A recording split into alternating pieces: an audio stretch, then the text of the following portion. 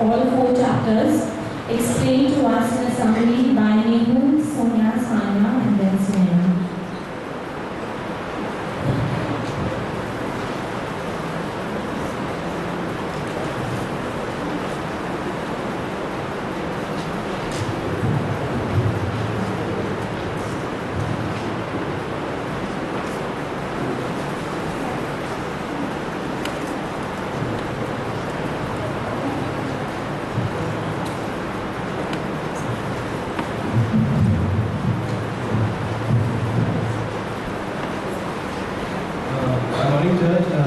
I really hope that you're enjoying today's service for the youth. Now we are going to start with the sermon, and for that, what we have been doing for the past 2 months is that we have been studying the book of Daniel, and today we are going to take the first 4 chapters of Daniel, and I'll be doing chapter 1 of Daniel. In chapter 1, what basically happens is that Nebuchadnezzar takes over Jerusalem and he takes up many children from the royal family and the noble men, so that they can be turned into ambassadors or civil services in the kingdom of Babylon. For this, how does it actually happen over there is that they are taught the Babylonian language, they are taught the Babylonian literature, their culture, the way they dress, the way they eat, and they were given new names. Daniel was given Belteshazzar, Hananiah was given Shadrach, Mishael was given Meshach, and Azariah was given Abednego. Now, this was, in a way of speaking, you can say that instead of they were being Babylonified, it was actually a process of where they were turned into more into Babylonians, and their actual identity as Jews from Jerusalem, it was being washed away. Personally speaking, I can say that this actually happens. People don't realize that they are turning into something else day by day when they move out of their home. Personally speaking, for me, it happens in college because many of my friends say that don't look like a Bengali Christian to me or to us. And most of the time, my reaction is, what do you mean that I don't look like a Bengali Christian to you? How can a person, on the basis of their looks, give out that vibe that you don't look like a Bengali Christian also? And yes, because of my incredible good looks and very good sense of fashion and scientific figure, I have been trained by my friends Professor Bolu, or in short, Professor Bolu. So now I have a new name, and I also have the characteristics that I know enough Christian enough to them. This is something that many of the people from youth will also be facing, and I'm sure that many of them already are facing. If not, then just when you move a little ahead in your life, you will be facing the same.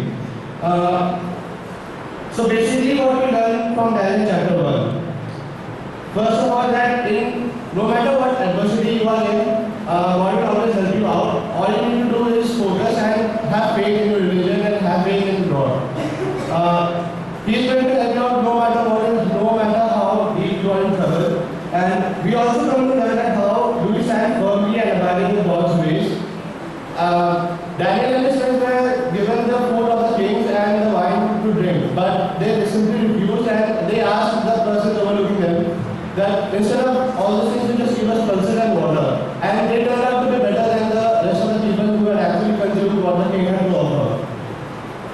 Also, we get to learn the fearlessness in defending God's ways. They were in a foreign world, and they were clearly the minority over there.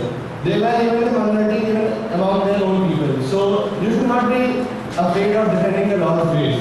And finally, what we come to learn is how God uses us according to His plans, and He has plans for everyone. So, in case if your life is not heading towards anywhere, like myself, I don't know what to do after college. So, I have a hope, and I believe that God has a plan ready for me.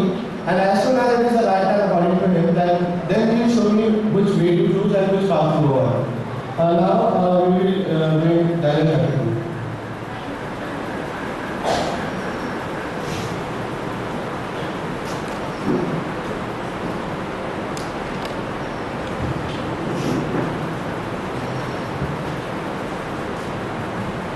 Good morning, church.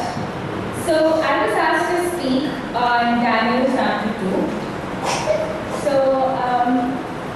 basically, the book of Daniel is a very interesting book because it chronicles the relationship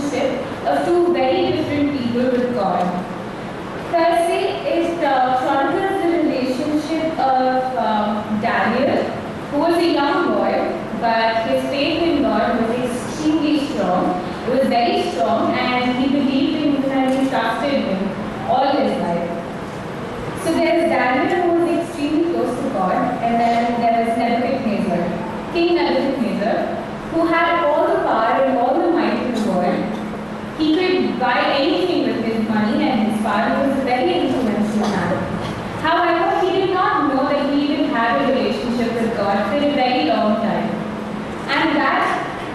And how he got to know about God and how he realized that there is a living God who exists and who is there to always help us is what I'm going to talk about. So, in the second year of King Nebuchadnezzar's reign, he had a dream. It was a dream that that was somehow very disturbing to him. Although he did not remember what the dream was about, but he knew that it was a very relevant thing, whatever he saw. And he was so disturbed by it that he woke up in the middle of the night one day and he realized that he had seen something that he didn't remember anymore. So the next day he was so agitated and he was so anxious and he wanted to know about the dream. So he called all the wise men of Babylon so that they could interpret the dream. But interpretations of dreams are something that they can be subjective. However, he wasn't sure if it was for real or not. These wise men were appointed by his father, and so to test them, also because he did not remember the dream, he placed a condition. He said that whoever interprets the dream correctly and also narrates the dream to him, something that he did not remember, whoever narrates the dream to him will be rewarded greatly. On the contrary, if somebody interprets it wrongly, they would be put to death and their houses would probably be burned. Nebuchadnezzar was not a very good man. So when these wise men came to him, they said that, Master, you tell your servants whatever you saw and we will interpret it rightly and we will explain it to you. But because of Nebuchadnezzar's condition, he was really anxious because what he said was that if you claim to be the wise men, then you better narrate the dream to me. And that's the only way that I'm going to know that you people are truly wise. So King Nebuchadnezzar was very upset that even though he was such a powerful man with so much of might, not a single person in his kingdom, not a single wise man could actually narrate what he saw, although they claimed to be very insightful. And all the Babylonian education and the realms of knowledge, all of it fell flat. So that is when he issued a decree because he was very anxious, and so he issued a decree to kill all the wise men of Babylon. And when Daniel came to know about this, he and his friends agreed to the condition that Daniel would go in front of the king and he would narrate the dream to him. Because Daniel was so strong in his faith, he did not think twice as to what was going to happen, or if he wouldn't actually know what the dream was about. He was so strong in his faith that he went into his room and he prayed. He prayed to God and asked him for his help, because Daniel and his friends believed that our God is a merciful God and that he is going to help us and he is going to save us. But Daniel was also just a human being. He's no greater than the wise men. He was at first very selfish too. I wouldn't say very selfish, but he was selfish because what came to his mind at first was that he should narrate the dream and probably not get killed amongst the wise men. But later that night, Daniel had a vision. God showed him that vision and he showed him the dream and also what it meant. So the next day when Daniel went to Antioch, he went to the king, and when the king first came in, he said, so it is you that's going to narrate the dream to me. Daniel at that moment forgot, he wasn't selfish anymore. The first thing he said was that if I interpret the dream, will you Will you let go of the wise men? Will you not kill them? So the mercy of God and the grace of God is so strong that it destroys all the selfish motives in human beings. And Daniel, being a young boy, was so strong in his faith that he actually believed that God would help him, and he did help him.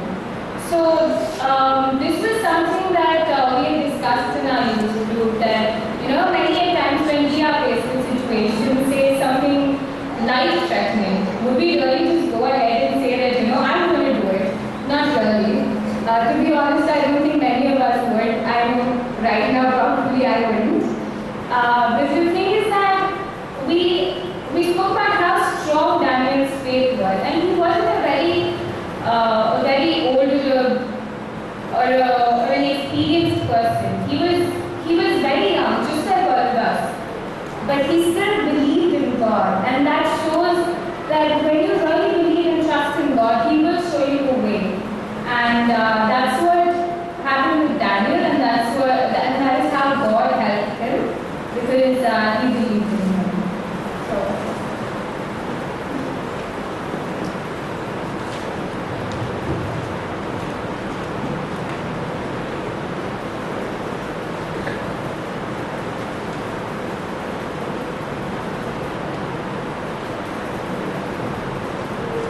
Good morning, church. I was supposed to give a message on Daniel 3, but it's not exactly a message, but mostly what I feel, so I'm just going to give it out. I'm in school, and we are actually taught to go by the book. And as a young Christian also, we are taught to go by the book, that is the Bible. So today I will go by my book, and my book says, the beginning of wisdom is the knowledge of God. My mind says, the practicing of wisdom is the practice of God's word. God said, I am Jehovah, your God. You may worship no other God other than me. Do not make any images or idols of anything in heaven or on earth and bow before it. Do not use the name of God in vain. And then finally, God promised, I will do miracles such as those which have never been done before, anywhere on the earth, and all the people of Israel shall see the power of the Lord. If you obey all my commandments, I will drive out from before you all your enemies. God takes sin very seriously. He also takes our obedience extremely seriously. But what He takes even more seriously are His promises. Daniel and his friends were faithful to God's commandment.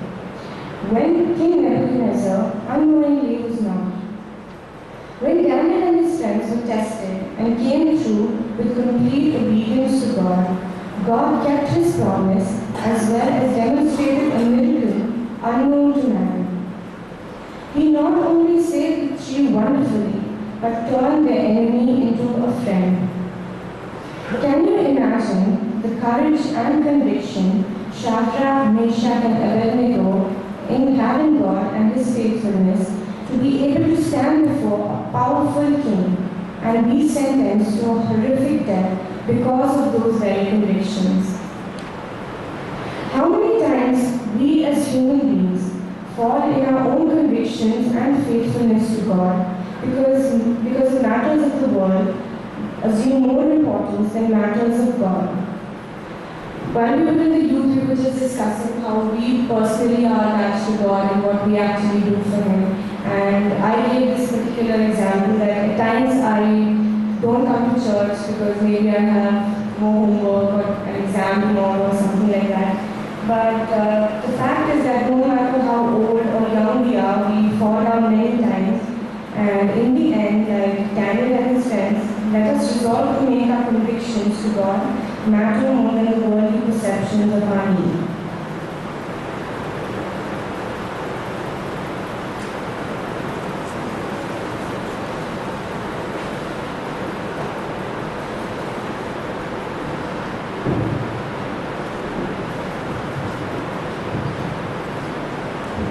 Good morning, church.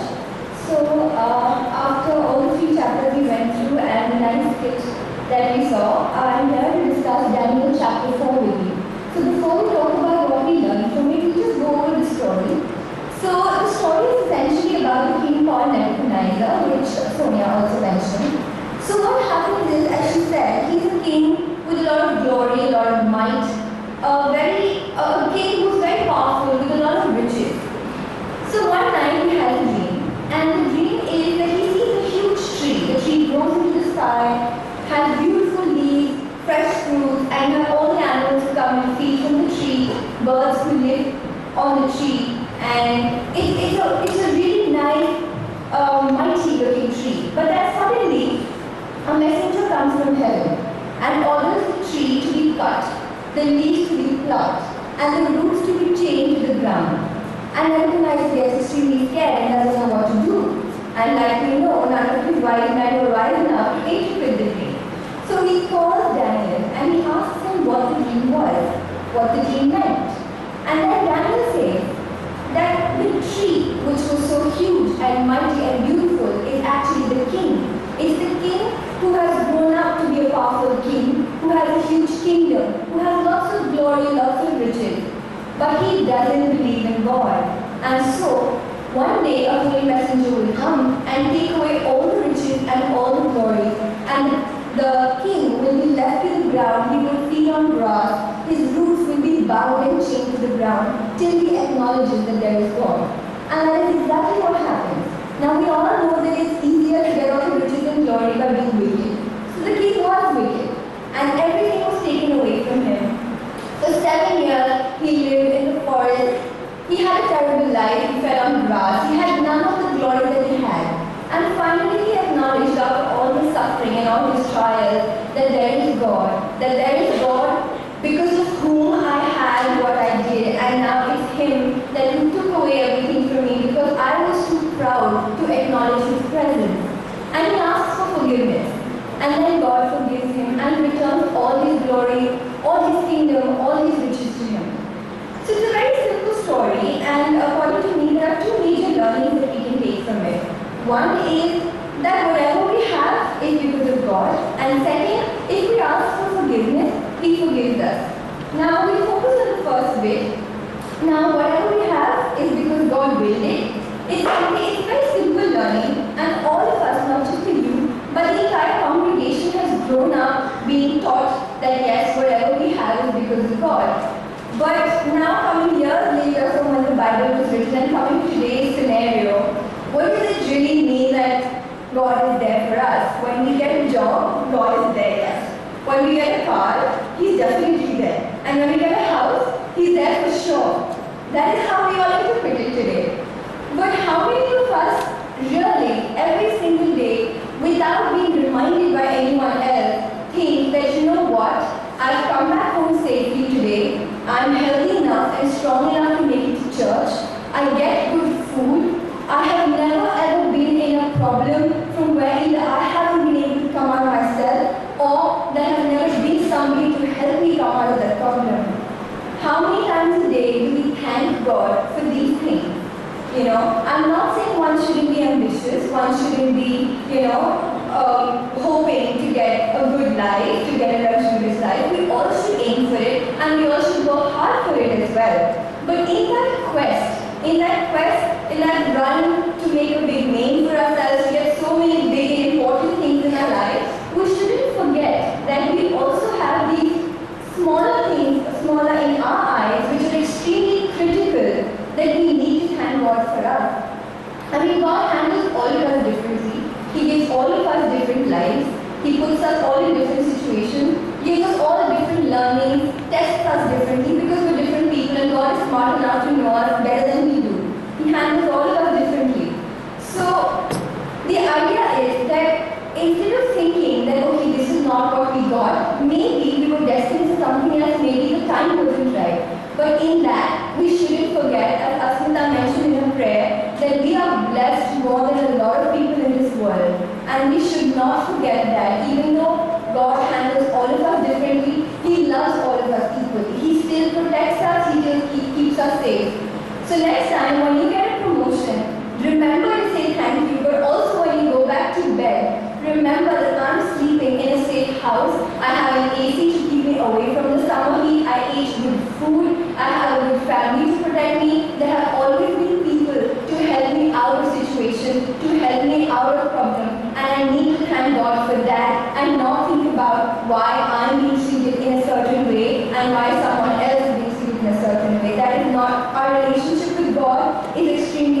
personal. It's one-to-one. Even your family is different. It's just between you and God, and that is all you need to know. And all of us think that God is our ultimate parent. So like we just talk to parents, we don't always pray to parents. We don't have to pray for 5, 10, 20 minutes to God. We need to give that 5, 10, 20 minutes of attention to Him. We can just talk to Him any time of the day. We don't have to wait for Sunday. We don't have to wait for the end of the day. It can be any moment, any second of the day. You can just say, you know God, please help me get through this. And when you help, and when He actually helps you get through this, say thank you. It's something very simple. I was once at night, coming back, and there was no mode of transport at all. And it was something very simple that I asked God, which is, God, please help me get an auto. How do I go back home? Just help me get an auto. And He did. From nowhere, there was an auto that came. Now when I sat, the first thing I did was say thank you. I didn't wait for the end of the day. I didn't wait for Sunday to come and say, God, thank you so much for keeping me safe. I just said a thank you that time. So like you talk to your parents, you need to talk to God. You need to ask Him for something.